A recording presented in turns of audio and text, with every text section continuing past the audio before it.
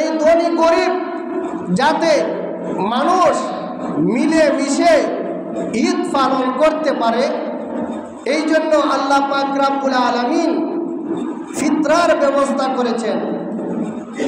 এই ফিতরাটা তুমি দিতাই ঈদের জামাতের আগে, পারলে তুমি এর আগে আগে দিতে পারো, কারণ এই টাকা দ্বারা যদি তারা কিছু কিনতে পারে, গরিবগুলায় কিছু নতুন কাপড়, কিছু খাবার দাবার যদি কিনতে পারে, তাহলে আল্লাহ খুশি হবে, ওই বান্দাও খুশি হবে।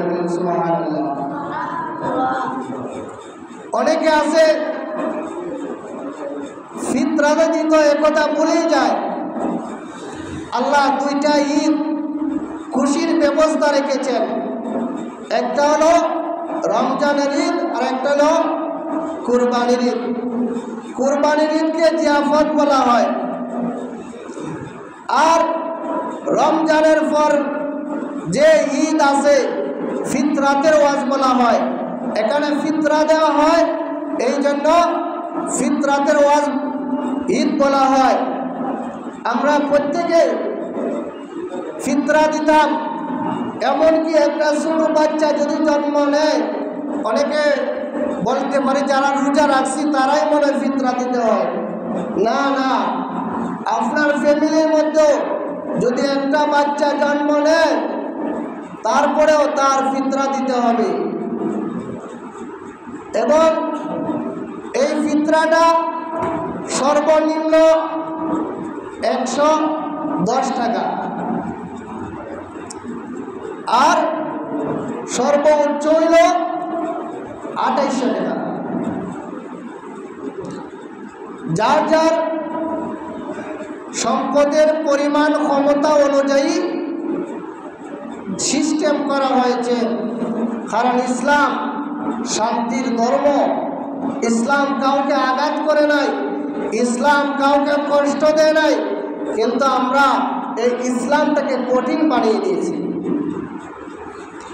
আমরা নিজে নিজে কঠিন বানিয়ে নিয়েছি, যার কারণে আজকে আমরা শান্তি পাই না। সমাজে শান্তি নাই, ঘরে শান্তি নাই, বাইরে শান্তি নাই, কোথায় শান্তি নাই। যদি আমরা ইসলামটা বুঝতাম, তাহলে আমরা নিজ থেকে ইসলামটাকে আমরা কি করতাম, পরিপূর্ণ করে নিতাম।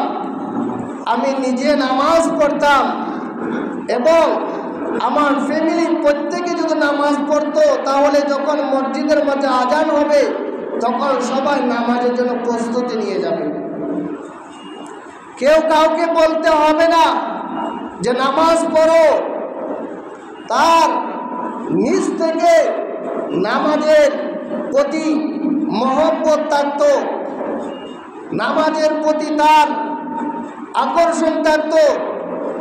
আমরা বুঝি না, তখনই বুঝবো যখন আমাদের এই দুনিয়ার জিন্দেগি শেষ হয়ে যাবে, তখন হায় আফসোস করেও কাজ হবে না।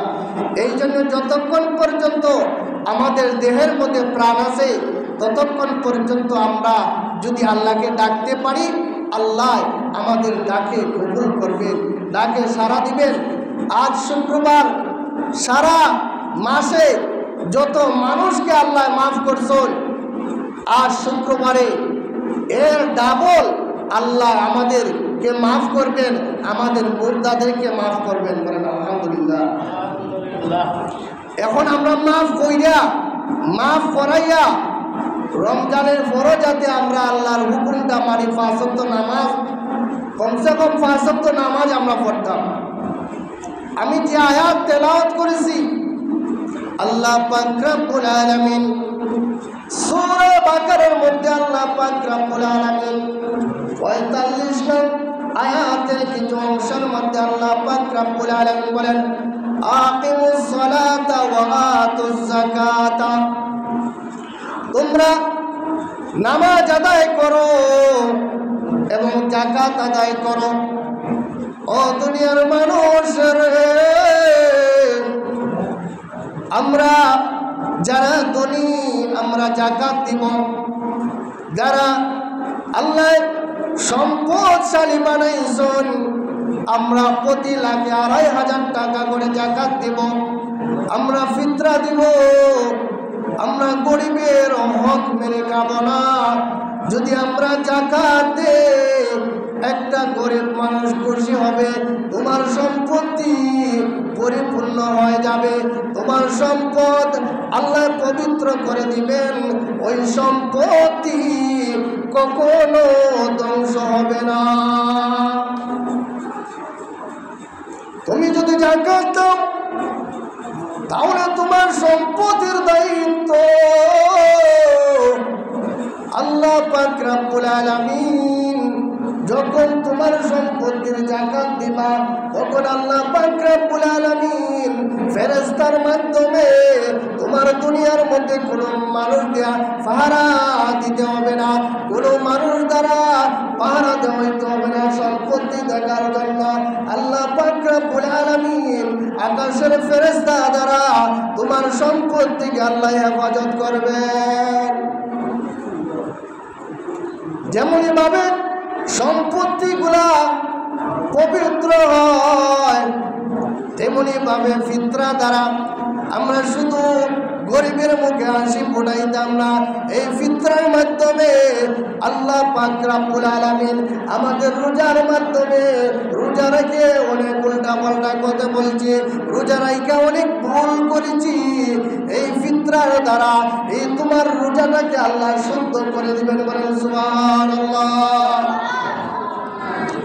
এই ফিতরা দ্বারা তোমার রোজার মধ্যে যে ভুল ছিল, তোমার রোজা রাখার মধ্যে ত্রুটি ছিল, আল্লাহ পাক রব্বুল আলামিন ওই ফিতরার মাধ্যমে আল্লাহ যখন তুমি ফিতরা দান করো, একটা গরিবরে যখন টাকা দাও, এই গরিবের টাকা পাইয়া যখন খুশি হয়, এই ব্যক্তি খুশি হইতে দেরি হয়, আল্লাহ তোমার প্রতি খুশি হইতে দেরি হয় না, সঙ্গে সঙ্গে আল্লাহ পাক রব্বুল আলামিন তুমি রোজা রাইখা যে ভুল করেছো, আল্লাহ সব কিছু এই ভুলকে শুদ্ধ করে আল্লাহর দরবারে রোজা কবুল করে দিয়েছেন। বলেন সুবহানাল্লাহ। যারা রোজা রেখেছে, ফিতরা দেওয়ার ক্ষমতা আছে, তারা ফিতরা দিল না, দয়াল নবীজি বলেন তার রোজাটা যেন ঝুলন্ত অবস্থা আছে, আল্লাহর দরবারে কবুল হয় না, আকাশ এবং জমিনের মধ্যখানে ঝুলন্ত অবস্থায় আছে। আমরা চাই কি ঝুলন্ত অবস্থায় থাকতো? তাহলে ফিতরা দিতাম। যারা ধনী বেশি দিবেন, তারা গরিব আপনারা কম দিবেন, 110 টাকা। যার যাকাত খাওয়ার মতন ক্ষমতা আছে, তার ফিতরা খাওয়ার মতন ক্ষমতা আছে। অনেকে সময় দেখা যায় যাকাতের টাকা অনেকে মানুষে কইয়া দেয়, ফিতরার টাকা কইয়া দেয়। নিয়ম হলো এগুলা তুমি কইতাই না, তুমি মানুষের দান করতে, আল্লাহ তোমাকে জ্ঞান দিয়েছেন, জ্ঞান অনুযায়ী তোমার উপর কি যাকাত আসছে, এই ফিতরা আসছে, এগুলা তুমি মানুষকে দিতে, লোক সমাজে দিতে না, সুন্দর মতো মানুষকে দিতে। আবার অনেকে দেখা যায় যাকাতের কিছু দিয়া দেখা যায় ছবি তুলে কিনা